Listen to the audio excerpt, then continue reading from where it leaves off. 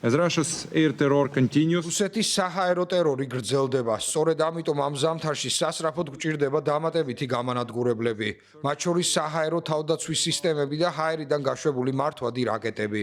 მხოლოდ სექტემბერში რუსეთმა 5600-ზე მეტი გამანადგურებელი და 1080-ზე მეტი რაკეტა გაუშვა, რომელთა სამიზნედ ჩვენი სამოქალაქო ინფრასტრუქტურა და მშვიდობიანი მოსახლეობა იყო.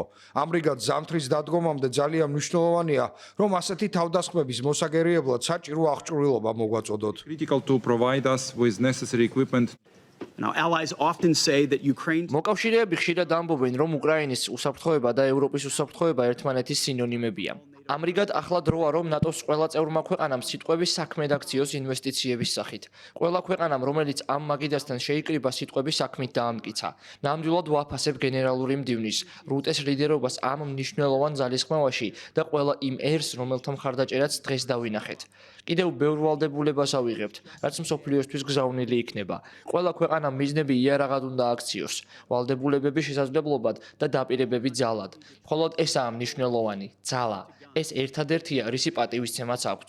ევროპის მიერ უწყვეტი ინვესტიცია სასიცოცხლოდ მნიშვნელოვანია უკრაინის თავდაცვისა და ამ კონფლიქტის დასრულებისთვის. მშვიდობა ძალის მეშვეობით. Actually respect. One of the issues we were discussing is this new ერთ-ერთი საკითხი, რომელსაც ჩვენ განვიხილავთ, ახალი პროგრამაა, რომელიც აგვისტოში დავიწყეთ.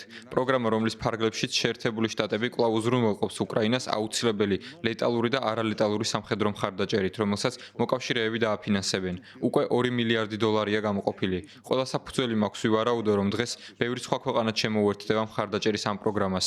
ესაა კრიტიკულად მნიშვნელოვანი საკითხები, მათ შორის საჰაერო თავდაცვის სისტემები და განსაკუთრებით გამანადგურებლები, რომლებიც უკრაინის მშვიდობიანი მოსახლეობისა და ინფრასტრუქტურის რუსეთის უწყვეტი თავდასხმებისგან დასაცავად აუცილებელია. რუსები ფიქრობდნენ, რომ ამ ომს დაწყებიდან 3 კვირაში მოიგებდნენ. ახლა კი მეოთხე წელი სრულდება და მათ მილიონი ჯარისკაცი დაკარგეს. წელს მათ უკრაინის ტერიტორიის ძალიან მცირე ნაწილზე მიაღწიეს წარმატებას. კიდევ ერთხელ გავიმეორებ, მათ მილიონი ადამიანი დაკარგეს. უკრაინის მხარდაჭერა კი გრძელდება. this year. There have been many questions about whether NATO is ბევრი კითხვა გაჩნდა იმის შესახებ, შეუძლია თუ არა ნატოს თავის საჰაერო სივრცეში მომხდარ ინციდენტზე მოქმედება და ჩვენს შეგვიძლია.